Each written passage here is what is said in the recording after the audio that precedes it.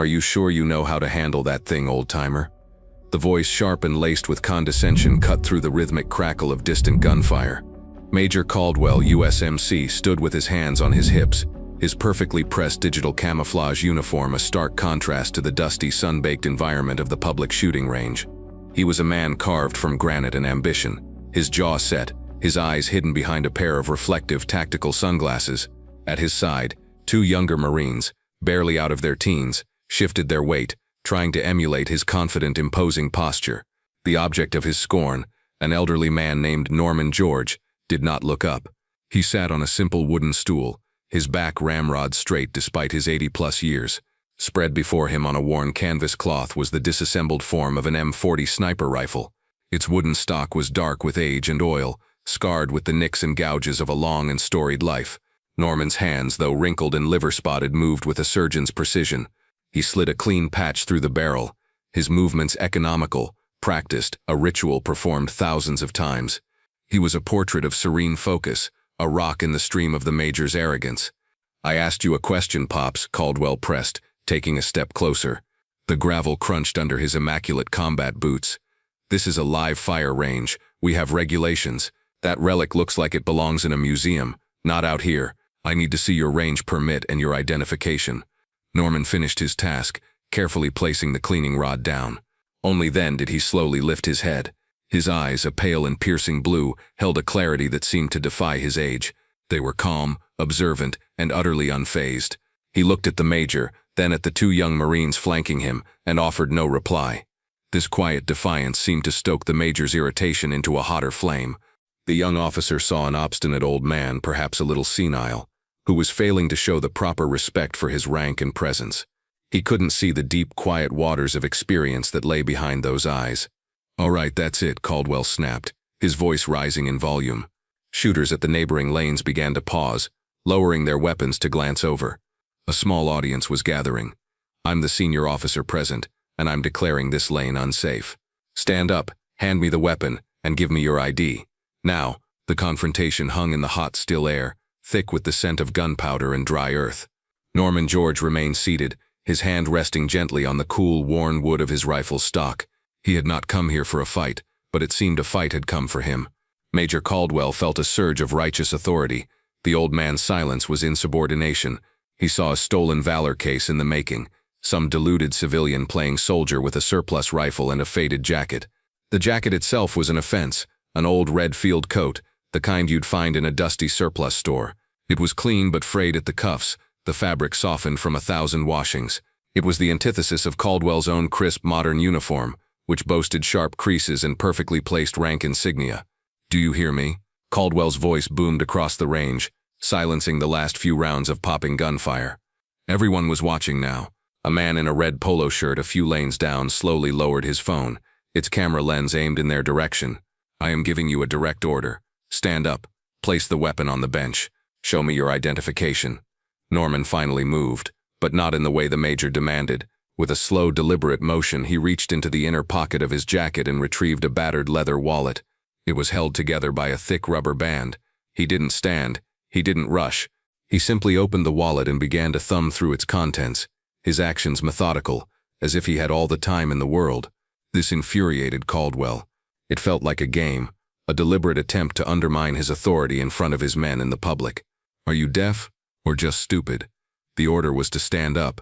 He took another step forward, his shadow falling over Norman and the disassembled rifle. One of the young Marines shifted nervously, his eyes darting between the Major and the unmoving old man. This was escalating beyond a simple range check. "No need for all this," Norman said, his voice quiet but clear, a low rumble that carried easily in the sudden silence. "Just here to shoot." He pulled a laminated card from his wallet, his range membership, and placed it on the bench. Then he produced his state driver's license. Norman P. George, age 83. Caldwell snatched the cards up, glancing at them with a dismissive sneer. "This doesn't prove anything. Anyone can get one of these. What's your story? You think putting on that old jacket makes you a hero?" He gestured disdainfully at Norman's M65. His eyes narrowed, focusing on a small, faded patch sewn onto the left sleeve. It was a simple design, its colors bleached by the sun and time, its threads worn thin. "What's this supposed to be? Some kind of fantasy league?" As the Major's finger jabbed mockingly toward the patch, the world seemed to tilt for Norman. The bright, harsh sunlight of the California shooting range dissolved into a suffocating triple canopy green.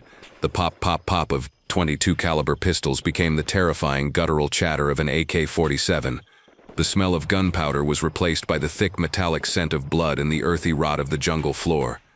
For a fleeting second, he felt the familiar weight of his full gear, the slickness of mud trying to steal his boots, and saw the face of a young corporal, his eyes wide with fear, handing him that very same patch, new and vibrant, just hours before an ambush in the Ashau Valley. The memory was a ghost, there and gone in a heartbeat, leaving behind only the dull ache of a past that never truly left him. He blinked, the shooting range swimming back into focus. Major Caldwell was still talking, his voice a droning annoyance. "You people are all the same," the Major continued, warming to his theme, playing to the crowd he imagined was on his side. "You watch a few war movies, buy some surplus junk, and think you can come out here and play soldier. You're a danger to yourself and everyone else. You probably don't even know the 4 safety rules." A man named Dave, standing 2 lanes over, had seen enough. He was an off-duty Army Ranger, a staff sergeant who'd spent the morning sighting in a new scope. He was younger than Caldwell, but he'd seen more of the real thing.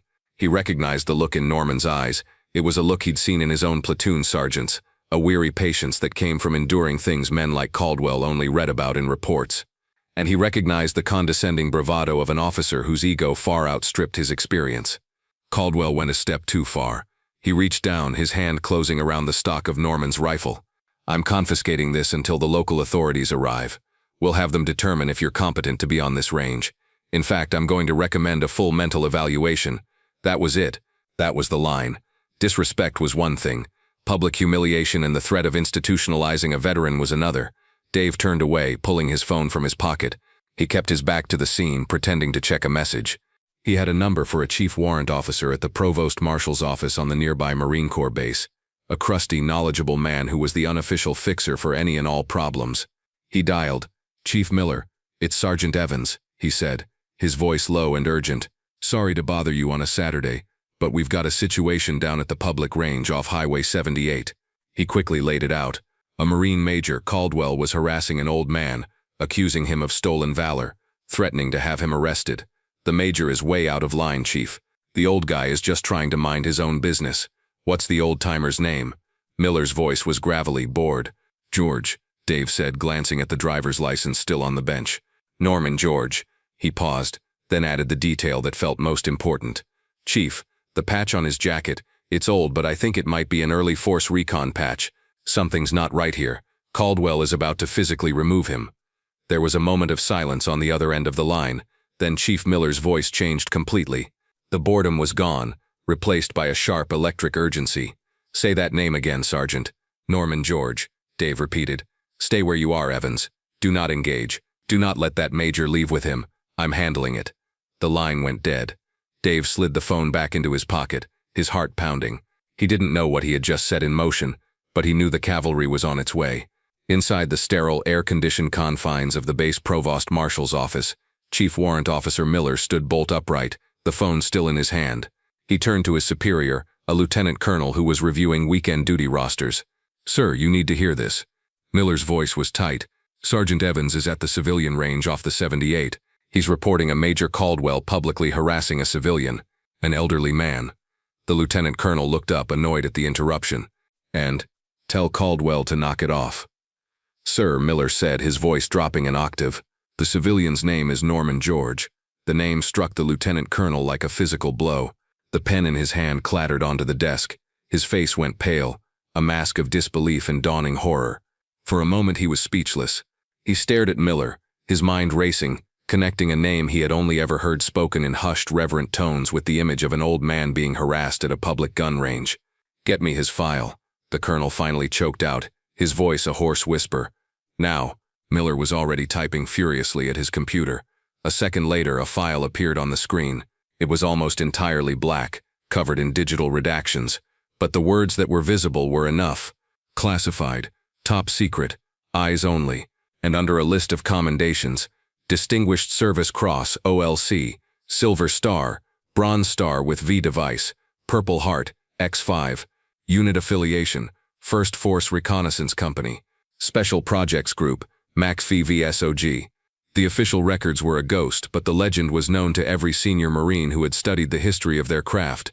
Norman George was not just a veteran, he was a founding father of modern Marine Corps special operations. The lieutenant colonel grabbed his desk phone, his hand trembling slightly. "Get me the base commander. I don't care if he's on the golf course or in the shower. Get him on this line right now." He looked at Miller, his eyes wide with urgency. "And you, get a security detail. 2 vehicles, MPs, lights and sirens. I want you at that range 5 minutes ago. You treat this like a 4-star general is under threat. Go." Back at the range, Major Caldwell was basking in his perceived victory. He had cornered the old man, exposed him as a fraud, and was now exerting his full authority. He saw the crowd's silent stares not as disapproval, but as confirmation of his power. He felt strong, decisive, a leader taking control of a messy situation. "All right, Grandpa, show's over," he said with a final, arrogant flourish. He reached out and placed a firm hand on Norman's shoulder, preparing to pull him to his feet. "You're coming with me. We're going to have a little chat down at the station, and then maybe we can find a nice quiet room for you where you can't hurt anyone." It was the ultimate overreach, the final unforgivable insult. He wasn't just questioning Norman's honor, he was stripping him of his dignity and his freedom. Norman didn't flinch or resist. He simply looked up at Caldwell, and for the first time, a flicker of profound disappointment clouded his calm blue eyes. It was the look of a man who had seen the very best and the very worst that men could be, and was saddened to find the latter standing before him, wearing a uniform he held sacred. That was when the first siren became audible. It started as a faint, distant wail, easily dismissed as a passing ambulance on the highway. But it didn't pass. It grew louder, closer, splitting into 2 then 3 distinct sirens, all converging on their location at incredible speed. Heads turned. The crowd murmured, confused. Major Caldwell released Norman's shoulder, a flicker of uncertainty crossing his face. What was going on? Seconds later, a marked military police cruiser, followed by 2 imposing black SUVs, screeched into the dusty parking lot, their emergency lights painting the area in strobing flashes of red and blue. Doors flew open before the vehicles had even fully stopped. Uniformed MPs, sidearms holstered but hands resting near them, fanned out, their eyes scanning the scene with practiced intensity. From the lead SUV emerged a tall, imposing figure. He was a full colonel, his uniform immaculate, a constellation of combat ribbons on his chest.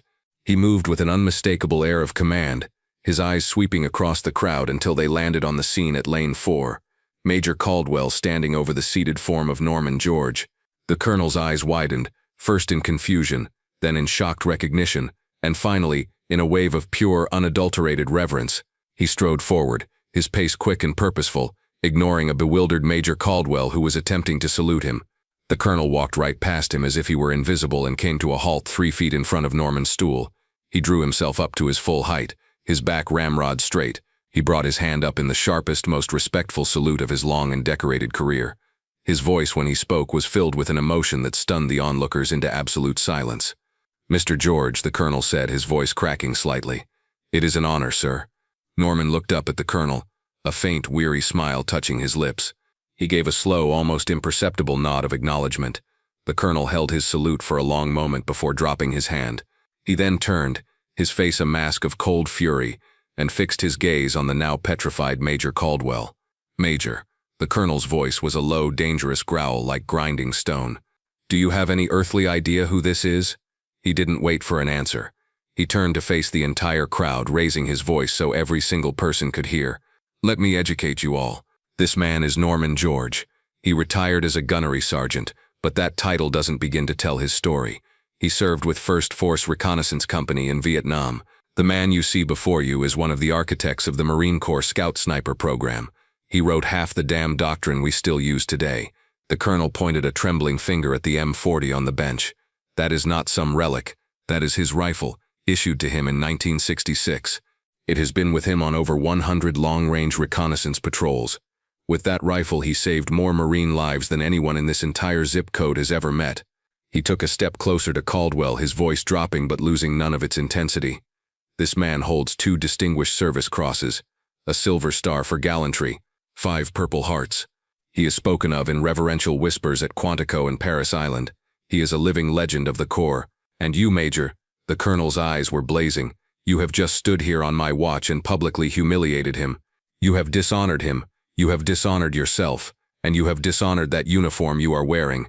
A wave of shock and shame washed over the crowd. The man with the phone was still recording, his hand shaking. The two young Marines behind Caldwell looked like they wanted the earth to open up and swallow them whole. Their arrogance had evaporated, replaced by a horrified understanding of what they had just witnessed. They were looking at a ghost from the history books, a hero of the Corps, and they had stood by while their major treated him like a common criminal. The colonel turned his back on Caldwell, a gesture of ultimate dismissal. He then crouched down so he was eye level with Norman. "Gunny," he said, the formal Mr. George is replaced by the familiar term of respect. "I am profoundly sorry. On behalf of the United States Marine Corps, I apologize for the conduct of this officer." Norman finally spoke, his voice the calm center of the storm he had created. He placed a hand on the colonel's arm. "Easy, Colonel. The boy's just full of piss and vinegar. We were all like that once, before the world beat it out of us." He then looked past the colonel, his gaze settling on Major Caldwell, who stood frozen, his face ashen. Norman's expression was not one of anger or triumph, but of a deep and abiding sadness. "Son," he said softly, yet every word landed with the force of a hammer blow, "the uniform doesn't make you a man. Your actions do. Respect isn't something you can demand with your rank. It's something you're supposed to earn with your character. And let me give you a piece of advice. Sometimes the quietest man in the room is the one you should listen to the most." As he spoke his simple words of wisdom, his other hand rested on the scarred walnut stock of his M40 rifle. For a brief, shimmering moment, the image of the shooting range faded again. He was 25 years old, huddled in a waterlogged foxhole during a relentless monsoon. Next to him, a young Marine, a boy from Ohio named Miller who hadn't even started shaving regularly, was shaking, half from the cold, half from fear. Miller pushed a brand new, brightly colored First Force Recon patch into his hand. "Here, Gunny," the kid chattered. "For luck." An instant later, the world erupted in a flash of white light and a deafening roar as a mortar round impacted nearby. The patch, clutched in his hand, was the last thing the boy ever gave him. It was a symbol, born of brotherhood and paid for in blood. The fallout from the incident was swift and decisive. Major Caldwell was formally reprimanded. His fast-tracked career hit a brick wall. He was reassigned to a dreary logistics depot in the middle of the desert, a place where promising careers went to die. More importantly, the base commander, shaken by the event, instituted a new mandatory quarterly training program for all personnel. It was called Legacy and Humility, and it focused on the history of the Corps and the importance of veteran recognition. The Norman George incident, as it came to be known, was the Corps case study, a stark lesson in the difference between authority and leadership. A few weeks passed. The story became a quiet legend on the base. One Tuesday morning, Norman George sat in a booth at a small roadside diner, nursing a cup of black coffee and reading the local paper. The bell over the door chimed, and a man in civilian clothes, a simple polo shirt and jeans, walked in. It was Caldwell. He looked different without his uniform. Smaller, his shoulders slumped. He spotted Norman and hesitated, his face a mixture of shame and resolve. After a long moment, he walked over to the booth. "Mr. George," he said, his voice barely a whisper. I don't know if you remember me." Norman slowly folded his paper and looked up. "I remember." Caldwell swallowed hard, his eyes fixed on the tabletop. "Sir, I wanted to find you, to apologize. Properly, without an audience. There's no excuse for my behavior. I was arrogant, and I was wrong. Deeply wrong. I'm sorry." The apology was quiet, sincere, and stripped of all pride. Norman looked at the man for a long moment, studying his face.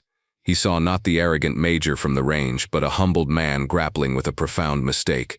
He simply gestured with his head to the empty seat opposite him. "Sit down, son," Norman said, his voice gentle. "Coffee's fresh." Caldwell slid into the booth.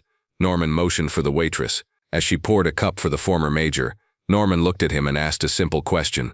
"So, tell me about yourself. Where did you grow up?" The conversation began, a quiet bridge being built over a chasm of disrespect.